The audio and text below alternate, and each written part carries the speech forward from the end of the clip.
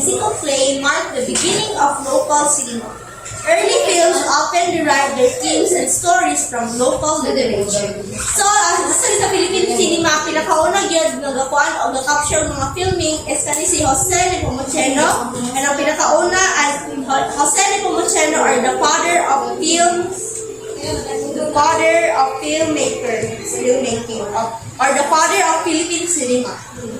Tapos, iyang pinakauna film is ang Dalagang Bukid. It's 1919 na. Ayaw mo siya nakaproduce ba nga? Medyo aware na dito. Tapos, kay based on the musical play of the local cinema, derive their things and stories from local literature. Okay, mali ang pinakauna nga film sa Philippines, which is the Dalagang Bukid. Mula siya, si black and white, bukod, mura naman nag-drawing. Pero nga, binala siya yung video sa una, mura movie, doon siya na-filming. Unang pinakauna ka-filming sa Philippines is the Dalagang Bukid 1919 by Jose Nepomuceno. Next is natin, tulong ka age sa to ang filmmaking here sa Philippines. Ang pinaka-first is the Golden Age, the second Golden Age, and the Indie Boom. Una ang tulong, murag age, or tulong ka stage sa ato ang cinema here sa Philippines. First is ang Golden Age, second is the second Golden Age, third is ang the Indie Boom. Okay, first is the first Golden Age, 1950. Morning era, the first Golden Age. Filmmaker began to improve on cinematic techniques, creating more mature and artistic works. Notable works from this period include Manuel Condes Genjikan, 1952, and Gerardo de Leon Ifugao, 1954. So, the first Golden Age of Philippines is na-improve na niya mga cinematic techniques. Siguro na ni mga shot. Then, ang mga mga video sa una kay about literature man to. Kay nag-add na siya na sila mga more mature and artistic works. Ang mga famous ani sa first Golden Age, which is the 1950s era, is si Manuel Condes Genjikan o si Gerardo de Leon Ifugao. Ang the first Golden Age, 1950. Next is the, muna sa una, medyo creative na kayo ba?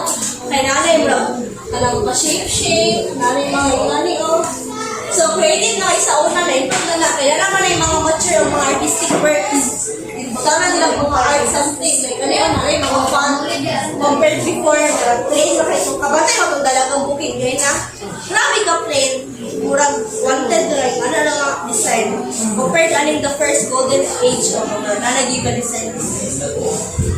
Next is the second Golden Age, or the 1970s and 1980. Ang first Golden Age, 1950, kay 1970 and 1980. This era coinciding with the Marcos dictatorship. So, an artistic resurgence despite political censorship.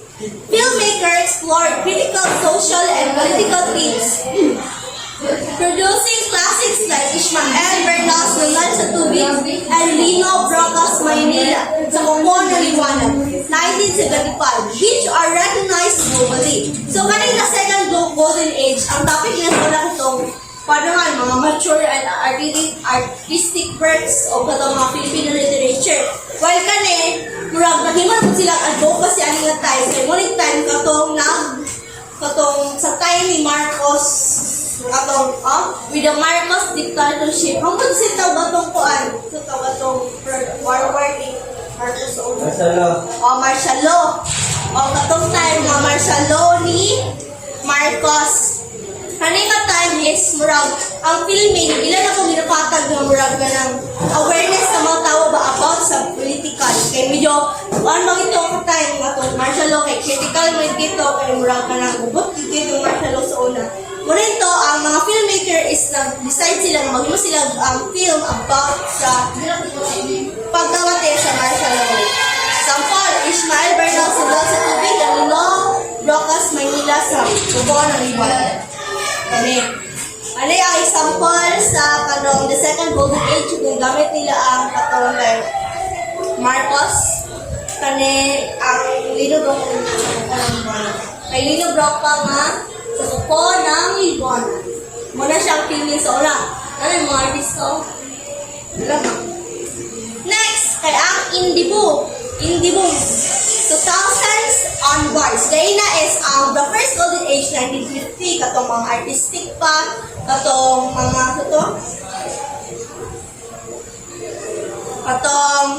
nalang sila yung mga cinematic techniques. Ang second golden age, gamit na siya as awareness para sa katong political about kay Marcos. Then ang third is dili na sa indie boom, 2000s hantod karon.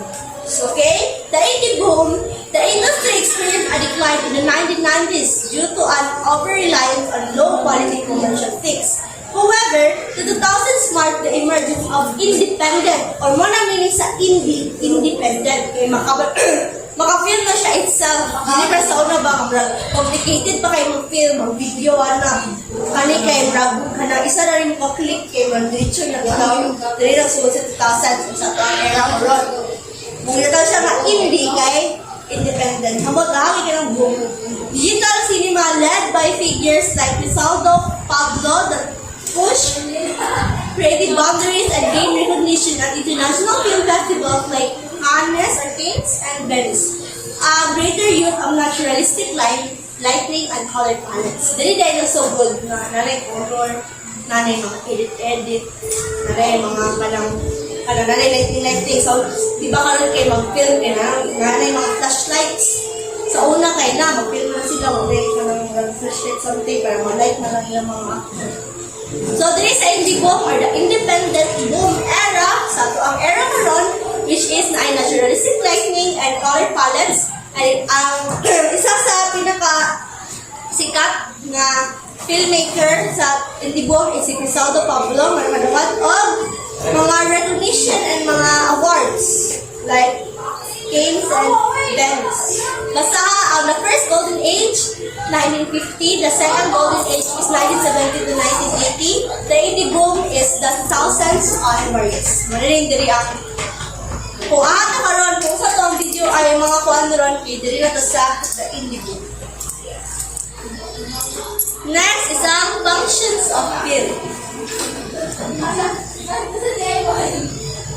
Functions of film. Beyond entertainment, film serve critical role in society.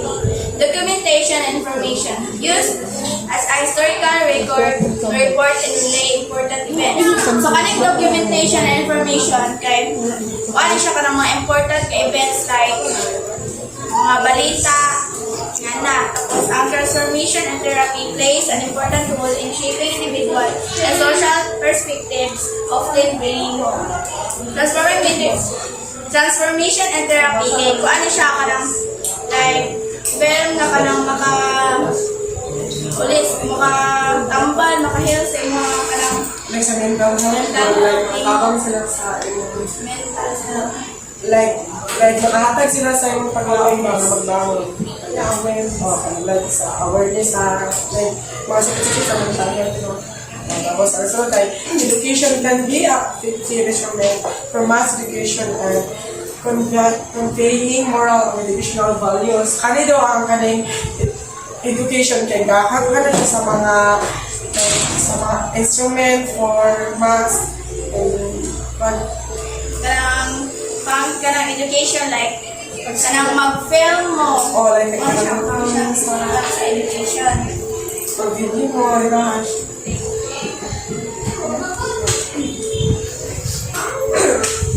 Okay, the function of film or unsa kay pulos, ano ba film man sila despite sa entertainment or mga critical roles in society. Despite anong entertainment or kalingawan, ang mga pulos sa filming is documentation and information, forgiven information for everybody, like mga interviews, I know na, interview, like with mga speech sa mga pa-or documentation about the different events. The next is transformation and therapy, like for giving awareness for mental health and for everything. Una siya pulos sa second. Next is for education or kanang sample, mag-filming ka for educational purposes. Like kanang kasi ito sa Filipino namin back then before is ito mga no limitahin and something like that. nga makagive o ganang information gyapon nga makatabang sa mga students like it was called the educational purposes only. Okay? The elements of filmmaking. Yun yung element of periodic table of filmmaking.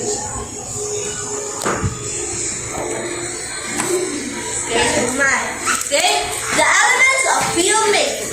Filmmaking is a collaborative art involving the coordination of several technical and artistic items. So, ang element of filmmaking or unsa may sulod sa film, unsa may like mga element ana sulod sa filmmaking. So, here are the elements of filmmaking.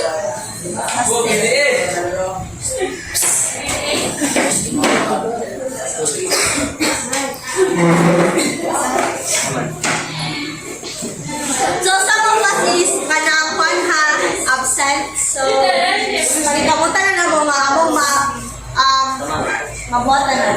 Okay, first is the element of filmmaking or sa isulod yun sa tuwang pag-film. Here is we have the film as art, cinematography, mission scene, editing, and sound. Wala sulod sa itong film. So, here is our film as art. The art of film can be considered complex. It involves the other arts, music, dance, theater, photography, architecture, sculpture, interior design, and requires a wide range of critical skills in filmmaking. Director or the captain who is responsible for putting together the different elements of film.